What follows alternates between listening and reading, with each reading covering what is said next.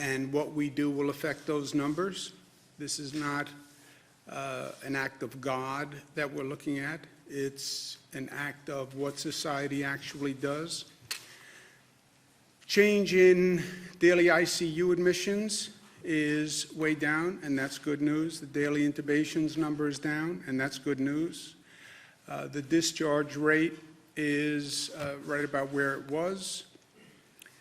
The bad news is 5,489 New Yorkers have lost their lives to this virus.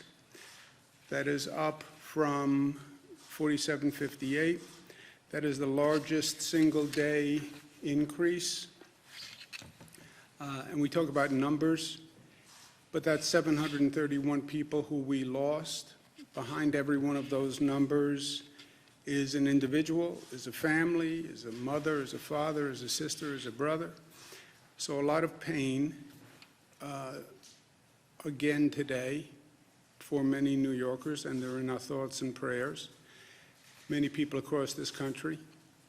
Why the discrepancy or the discordancy, number of deaths up, number of hospitalization dropping, the number of deaths, number of losses is a lagging indicator to the number of hospitalizations, right? What happens is a person goes into the hospital. If they're treated, most of them are then released, they're discharged. Some stay, some get put on a ventilator. The longer you are on a ventilator, the less likely that you will ever come off that ventilator. And that's why you're seeing the number of deaths increase, because these are people who came in at the peak.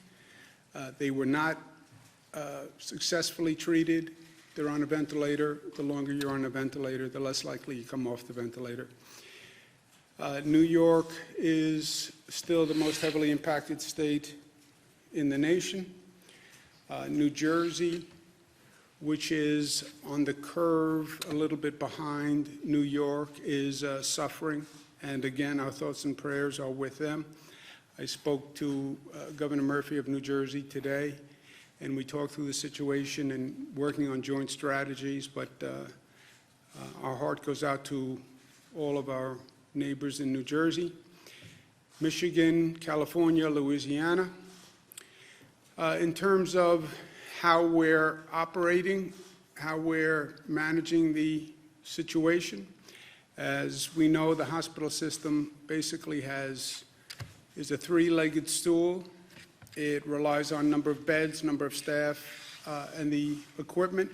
Number of beds, we have started with a system of about 53,000 beds statewide.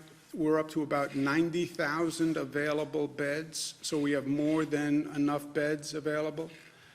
Staff has been a problem. Staffing, healthcare staff is getting sick. They're overworked, they're stressed, they're under great emotional stress. You know, think about these healthcare workers. You're working in a hospital, in an emergency room that's overwhelmed. You're worried about your own health. You then go home. You're worried about bringing a virus home if you're infected. At home is under stress, as every home is under stress. About 7,000 new staff have been hired from the pool that we have identified. These are retired healthcare workers who came forward.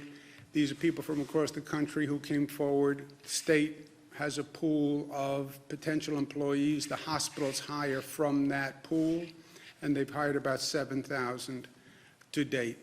Equipment, that's the protective equipment, ventilators, where we are stretching and moving, but every hospital has what they need to date. And then we balance the patient load among all hospitals, so no hospital, single hospital or system gets overburdened. And that's a daily adjustment which takes tremendous cooperation among all of the healthcare institutions. I thank them very much for what they're doing. And then we have the overload relief, which is the Javits Center, 2,500 beds, and the U.S. Navy ship Comfort. The U.S. Navy ship Comfort had 1,000 bed capacity. It was originally for non-COVID patients. What wound up happening was we don't really have non-COVID patients. Closed down society, there's fewer traffic accidents, crime is down. So the original plan, which was the Comfort would take non-COVID cases from the hospitals, didn't really work because the hospitals didn't have non-COVID cases. I called the president yesterday morning, asked him to speak to the Department of Defense to see if they would change it to COVID. The president, to his credit, moved expeditiously, called me back yesterday afternoon, said they would make the Comfort non-COVID. COVID. When they make that transition, the capacity of the ship comes down from 1,000 to 500 beds because COVID patients require a greater treatment area, more space, and therefore the capacity of the ship came down from 1,000 to 500. It's still a tremendous benefit. So between Javits and the Comfort, that's 3,000 beds, which is a welcome overload relief to the hospital system, which is already extraordinarily stressed. But I spoke to General Shaughnessy today, who we spoke through the Comfort and Javits. The Department of Defense has been fantastic, and the number of military personnel they have sent up here and how quickly they've sent up here, and this is a tough assignment to run facilities this large and to come up to speed and to be handling this many COVID patients in a new startup emergency facility. This is a really difficult undertaking, and they've really been fantastic, and I want to thank them all. And I want to thank the President for moving as quickly as he did. We're working on a tri-state cooperative. As I mentioned, I spoke to Governor Murphy from New Jersey. I spoke to Governor Ned Lamont from the state of Connecticut. We coordinated the shutting down, if you will, when we did schools, businesses, et cetera, because this really operates as a tri-state area. A lot of people who live in New Jersey, work in New York, or live in New York, work in New Jersey or Connecticut. So we talk about the tri-state area, which is true, and we try to operate to the best we can as that regional collaboration, and that has been working well for us on schools, on the economy, on health care issues. We have to start planning, restarting life. We're not there yet, but this is not a light switch that we can just flick one day and everything goes back to normal. We're going to have to restart that economy. We're going to have to restart a lot of systems that we shut down abruptly, and we need to start to plan for that. And I spoke to the governors, Governor Murphy and Governor Lamont, about coming up with a regional, metropolitan, tri-state approach to do just that. How do we, when we get to that point, which we're not at, but how do we restart our economy and get everything up and running as quickly as possible? My personal opinion is going to come down to how good we are with testing. You're not going to end the infection and end the virus before you start restarting life. I don't think you have that luxury. How do you start the economy back up? How do you start getting back to work as quickly as possible? It's going to come down to testing. You're going to have to know who had the virus, who resolved the virus, who never had it, and that's going to be testing. And that is an entirely new field that we're just developing now, right? New York State developed, a Department of Health developed an antibody testing regimen that Department of Health has approved for use in New York State. That has to be brought to scale, and the Department of Health is going to be working with the FDA to do just that. This tests the blood to determine whether or not you have the antibodies, which means you had the virus and resolved the virus. That's why you would have the antibodies for the virus. That would mean that you're no longer contagious, and you can't catch the virus because you have the antibodies in your system, which means you can get to work, you can go back to school, you can do whatever you want. But you have to have that testing, and you have to have that testing on a scale, right? You have 19 million people in the state of New York. Just think of how many people you would need to be able to test and test quickly. So the antibody testing is part of that. Also, rapid testing to determine whether or not you have the virus now exists. They have, quote unquote, 15-minute tests that are commercially available. But again, they have to be brought to scale. No private company has the capacity to bring those to scale. So I was speaking with Governor Murphy and Governor Lamont. We are interested in working with private companies that can actually bring this testing capacity to scale, and to scale quickly. Because again, if you have the antibody testing, that's part. If you can then test if a person is positive for the virus, and you can do it that day, and you can get those results in 15 minutes, that's also another way to get back to life and do it quickly. So we're very interested in that in New York, so is New Jersey, so is Connecticut. There are private companies that have these tests. Again, it's all up to scale. We're starting them in the state of New York, but we only have about a 50,000 person testing capacity, which is nice, but it's not of a scale that's actually going to make a large difference. So private companies that are interested in getting into this space and coming up to scale quickly, we are interested in those companies, and we're interested in investing in those companies, and they should contact us at Empire State Development Corporation. Also restarting life, the state budget, not just this state, but every state budget has been decimated by this situation. You shut down the economy, people aren't working, they're not paying income taxes, businesses aren't operating, so our budget just collapsed, right? Our revenues just collapsed. You want to restart the economy, you have to help restart the local governments, and that's going to be a federal act. I don't have the capacity as a governor, no governor does, to generate revenue in a positive way from an economy that's not operating. That is going to be a federal stimulus bill. There's no other way to do this. And it has to be a stimulus bill that actually understands you have state and local governments that have to be brought up to speed and functioning if you want to facilitate this restarting of the economy. Federal government passed some legislation.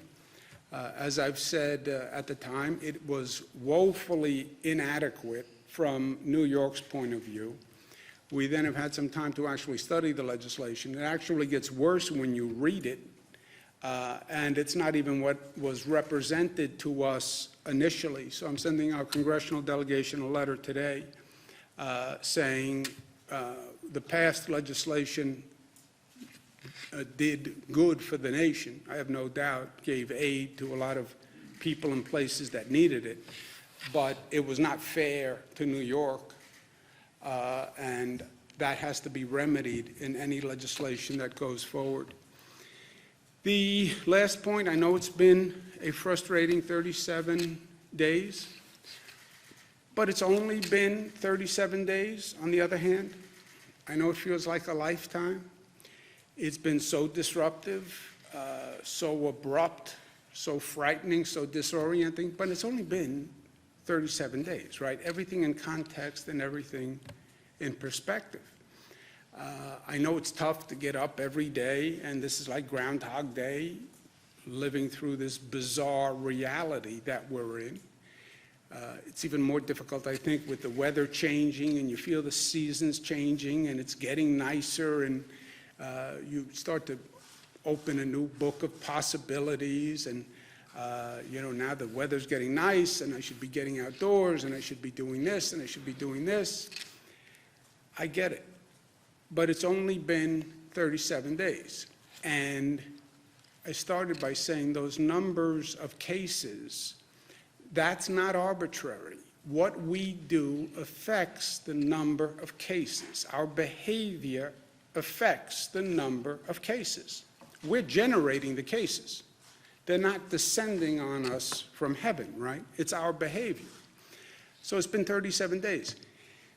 The 1918 pandemic that we talk about peaked in New York for 6 months. It came through in 3 waves, and it peaked for 6 months. 30,000 people died in New York during that pandemic. Why? They didn't react the way we did. They didn't know as much as we know today. They didn't have the same drug therapies. But we are changing the curve in that virus growth. You see that plateauing. That's because of what we are doing. If we don't do what we are doing, that is a much different curve. And that's what happened in the past. So social distancing is working. Well, you shut down all the businesses. I know. Well, you shut down all the schools. I know. But it is working. That's why you see those numbers coming down. If we were doing the same rate of interaction, those numbers would still be going up. So to the extent we see a flattening or a possible plateau, that's because of what we are doing, and we have to keep doing it. I know it's hard, but we have to keep doing it. And to the extent it takes an effort, remember at this time, it is about we, and it is not about me. I know what I would like to be doing. I would like to be going, it's motorcycle weather for me. It's time to get out on the water. It's time to go hiking in the Adirondacks. I get it. It's not about me. It's not about me. What I do will affect other people. It will affect my family. It will affect other people. It will affect people in those emergency rooms who are killing themselves every day to keep other people safe. I get infected, I will affect them. So we all talk about society and community and interconnection and interrelation and family, and life is bigger than us. Now is the time to live that, right? Now is the time to live that. So when you feel that need, I have to do this. It's not about me, it's about we and what's good for all of us. And my health is in your hands. And your health is in my hands. And the health of those healthcare workers and those first responders and all those people who have to show up to work every day to keep society functioning, we are responsible to them also. So to the extent it's hard, I get it. But maybe if we think about it through a different lens, a broader lens, it'll be a little easier. So let's not get complacent. We have to stay disciplined, we have to stay smart, we have to stay safe, and we do that by staying at home, and we will get through this together. Questions? The Pentagon said yesterday that the Comfort is meant to treat trauma patients and that they could isolate COVID patients in a small number. I know you said that they are going to be treating a smaller number of patients, but will the ship be able to care for even that number of COVID patients safely? I spoke to General Shaughnessy, I spoke to the President, I spoke to the Vice President, and I spoke to Northwell, who's helping manage the Comfort. When you transition from non-COVID patients to COVID, the capacity of the ship goes from 1,000 beds down to 500 beds, but it can treat 500 COVID patients adequately and safely, and that's what we're transitioning into operation now. On the antibody test, like if Dr. Zerbe, you want to speak about the antibody test? How long is it going to take to get any of So we have a test at our Wadsworth lab that we have developed. We're working to scale that up now. Over the course of the next week, we'll be able to figure out how many we can run. We're expecting to be able to scale that up, not just here in the lab, in our lab, but to get other labs to do it as well. That's where we'll have to work with the FDA to get that approved. Some private tests The FDA has already approved some private antibody tests. Is there a way that the state can work with them, or? So I think that antibody tests are, you have to look at them. Some antibody tests measure the immunoglobulin G, and others measure the immunoglobulin M and G. The difference is that some suggest that there's a new infection occurring, that's the IgM, and others show that the infection's been around for a while. So it's important to make sure that the tests that we are measuring show that individuals had the infection, they aren't have the infection, and still have the infection. So it's important to make sure it's the correct test. Our test measures the immunoglobulin G, saying that they had the infection and it's resolved.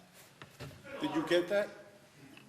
Yeah, neither did I. Sorry, Do that one more time. I got one more time. Thank you. So there's many tests that are out there that companies are making. There's two types of immunoglobulins. There's one that says the infection just is still there and you're starting to mount a response, which happens with any virus. And your body also makes an immunoglobulin after your infection is resolved, or it's resolved. That's the one you want to measure. Otherwise, you may be measuring something which actually says you still have the infection in your body. So you want to measure the one that says it's resolved, and that's the one that we've developed the test for. Is that better? Yes, that was good. I almost understood that one. Mark?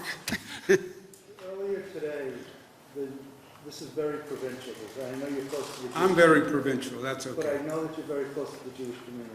Yes. Earlier today, the Novominsker Rebbe passed away from coronavirus in Borough Park, and he's going to be buried later today. So this is like a right for a Aguda Israel says, stay away, it should be small, but you know how people listen. I mean, this seems right for mass gathering. Is there anything that the state police or state government can do to make sure that people are held at bay? I'm sure is Borough Park, Brooklyn, right? I'm sure the NYPD will be doing what they need to do. I made it clear yesterday that these social distancing regulations are not just pleas, they're regulations. You can be fined for it. We increased the fine to make the point that was serious. I'm sure the NYPD will be enforcing it. But also people have to understand. I understand religious gatherings. I understand the Orthodox community, Jewish Orthodox community. I'm very close to them, and I have been for many, many years, and my family's very close to them. But now is not the time for large religious gatherings. I mean, we paid this price already. We've learned this lesson. That was New Rochelle and Westchester. So please, now is not the time. You do no one a service by making this worse and infecting more people. Joseph? There's been a lot of reports that communities of color have been particularly hit hard by the virus. Do you have a sense yet if that's been the case in New York? And you've been putting out a lot of data, gender, age, updating it daily. Has it been difficult to get those racial breakdowns? And what are you doing to get those? So the hospitals actually don't report the race information directly to the state, so what we end up doing on the back end is calling the coroner's offices around the state after the death has been reported. So there has been a lag. We understand people want that information. We want that information too, and we'll have it this week. Is there any sense, though, Dr. Gunther, that there has been that trend where it has affected communities of color? So one of the challenges is that some of the communities have challenges with their health in general. They're more apt to have some of the challenges with asthma and diabetes. And so anytime anyone who has underlying medical conditions ends up with this virus or any other virus, it puts them more at risk. Do you have any update on the unemployment website? I know Felicity talked yesterday about working with Google. Is there any progress there? There is progress there, and we'll have that new interface up and running by Thursday. And we've actually worked with Verizon. A lot of the problem was the lines were crashing because the volume was so extreme. We've now moved 80% of the incoming calls off of the Verizon system and into call centers, and so you should start to see some easing up on that today. And again, we just ask people to remain patient as we get this resolved. Governor, you promised an executive order on Friday regarding ventilator redistribution, and I believe that executive order was also going to cover other things. That still hasn't appeared. Is there a reason for the delay? No, I'm going to issue an executive order today on everything that I've mentioned, the fines, et cetera. today. What else will that cover? That will cover? Everything we've discussed to date. Some lawmakers have suggested that that's going to be voluntary now, the quote-unquote taking of ventilators, that the Health Association put out something saying it's going to be a voluntary taking of those. Is that how Yeah, you? Joseph, it was always, the hospitals tell us what they have, quote-unquote, available, meaning unused, and they're not going to use it in the foreseeable future. So it was always, of the equipment that you believe, you hospital believe is available, if the state lent 20% of the available units, as you define available, that would be 500. And 500 ventilators was a big deal, especially 2 weeks ago. Frankly, since then, other things have happened. We have 1,000 ventilators from China. California freed up 500 ventilators. Oregon sent 140 ventilators. State of Washington freed up, I think, 400 ventilators or something like that. We've also acquired an additional 500 ventilators. So we're not in the position that we were in. But that's what it always was. A hospital says we have available, by their own definition, unused inventory. We're not using for the foreseeable future. 20% of that number, leaving them with 80% of the unused, was 500 ventilators. That sounds like a big change from what you're saying on Friday, though. No, that's what I was saying. Governor, what are your thoughts on getting a presumptive line of duty death benefits similar to that was passed after 9/11 for state and city workers who died of COVID? It's something that I think is going to come up, and I think it's an important thing to look at. I'd also like to find a way to say thank you to these healthcare workers who are out there every day. We talk to them on the telephone, but actually, what they have done is just incredible, just incredible. And not just the healthcare workers. I mean, the healthcare workers, just think of the mindset to walk into that ER every morning, putting on these gowns, putting on all this protective clothing, having to change the protective clothing several times a day, seeing people pass away, and then go home and deal with the stress at home. But also the first responders, the transit workers. You look at the rates of sickness. I mean, they know what they're exposing themselves to, and they still do it. I mean, just God bless them. Do you have plans to grant clemency to a large number of, or just any inmates in the state prison system to curb this corona outbreak? We're looking at that, any way we can, we are, and we're looking at that continually. I don't think there's anything new on that right now, but it's something we're exploring all the time. Is there any specific plans that you're considering or any specific models? We've done a number, but nothing right now. Are there any new? We've done about 700 parole violators statewide. Those are people who were deemed to be low risk to public safety and also high risk to COVID. And so we have done that so far, and we're continuing to evaluate it on an ongoing basis. I think the promise was about 400 people to come out of Rikers. So far, that's been about 130 people have been released. Is there a I think reason for we've the done lag? about 240 out of Rikers so far of the 700 statewide, but we can get you the exact number, That's a Jesse. fresh figure. And Governor, on a more kind of psychological, philosophical issue, 730 people died. These numbers keep rolling out, but it's easy, it would seem, to get numb to these sorts of, stats. How do you counter that? How do you impress on people that these are human lives, that this is an enormous human catastrophe?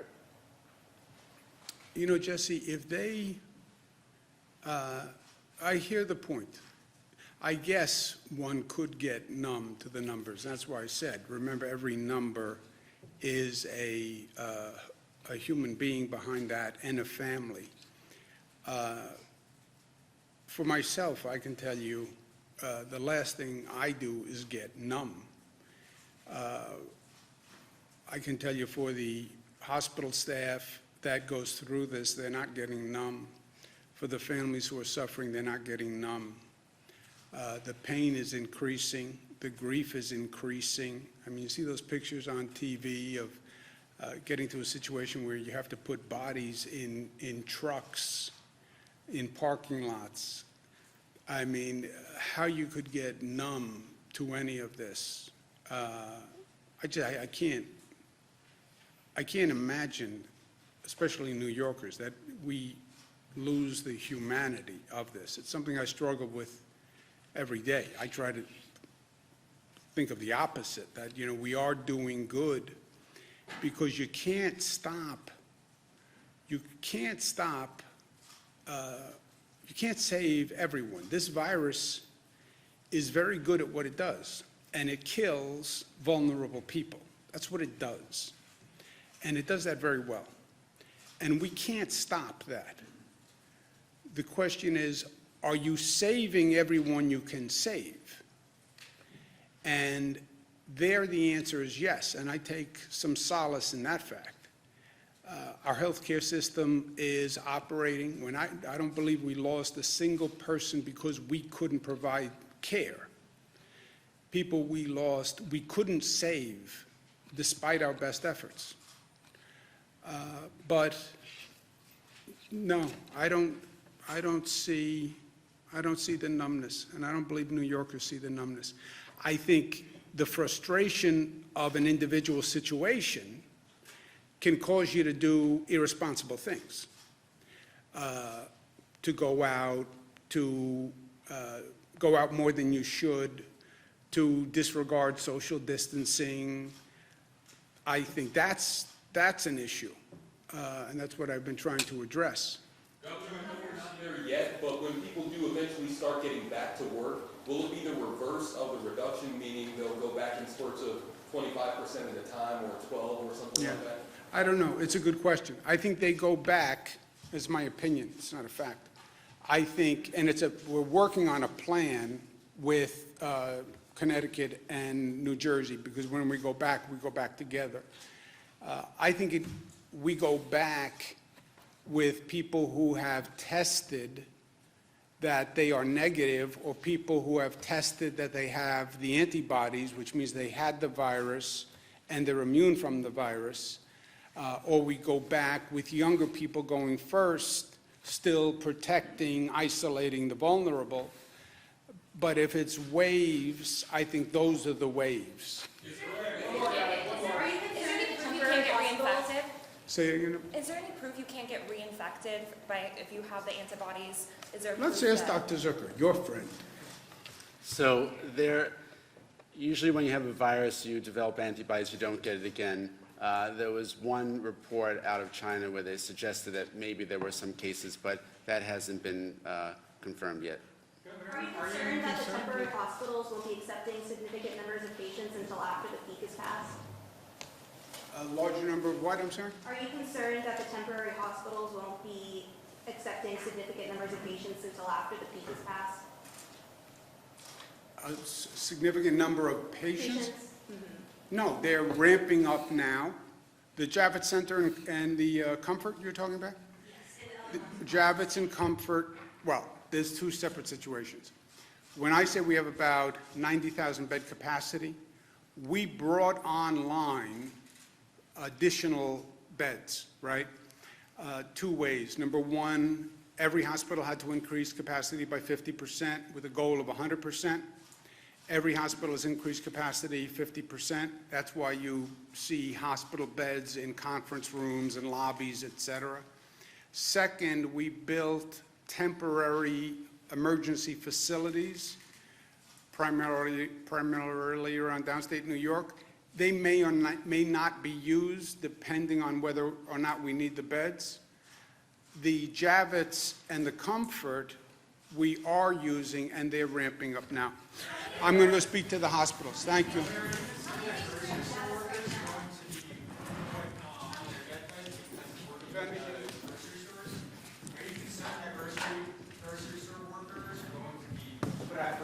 there any plans on how to address grocery workers and their safety? Grocery store workers, transit workers, first responders, police officers.